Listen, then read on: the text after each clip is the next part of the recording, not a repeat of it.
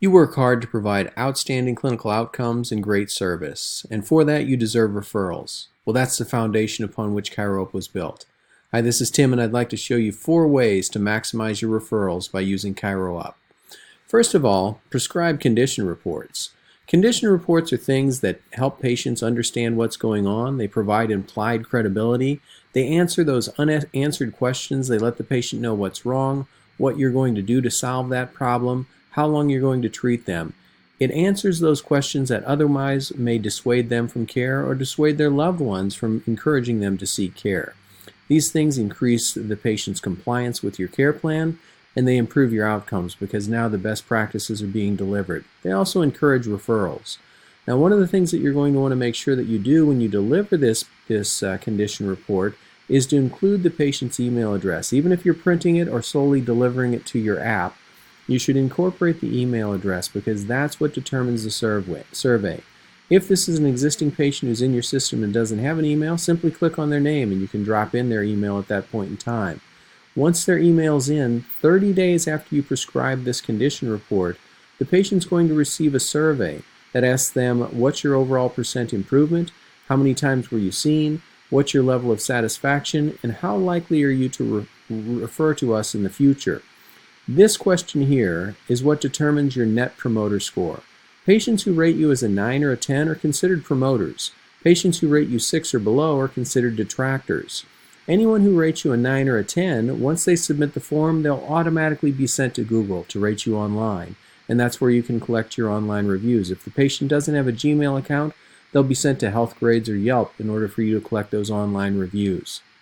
So it's critical that the email address is dropped into the system. The other thing that's critical to be dropped into the condition report is a MD address. So at the bottom here, you'll see healthcare provider summary should be sent to. When you click that, you'll have the list of providers in your system that you can send it to. Make sure that the patient's MD is in there because this is the report that's going to come up at the very top of what's printed out. It's going to be branded to your clinic. It's going to have the MD's name and address in there, and it's a synopsis of what's going on. Let's face it, the SOAP note that gets puked out from your system that's four pages long looks very similar to every other 4-page SOAP note that comes out of the system, and it's not going to get read by a busy MD. But she or he will make time to read 4 or 5 sentences that summarize this. This lets them know that you know what you're talking about, but more importantly, when that patient's released from care, it lets them know that you've got the job done and that this is somebody that they can trust. So one thing that we want to make sure happens in every case is that we go into the patient's file when they're released from care. We'll go back down to your patient. We'll look at the reports. This is the initial report that we just sent to that patient. We're going to generate a release report in 3 clicks. This patient was seen for 2 visits. They're 95% better, and there's your letter. We can print it out or send it to the patient's primary care physician at that point in time. So make sure that when you're creating condition reports for that patient, that the emails are being used, that the MDs are going in because that's where the surveys come from and that's where the MD referrals come from. In our practice, we see on average 300 MD referrals per year, and that's the process that we use to garner those. We send initial reports and release reports. The last tool that I wanted to show you, another potent one, if we go into the patient's file, let's say that the patient said, you know, doc, I really feel a whole lot better today. Well, that's the time to ask that patient for a Google review.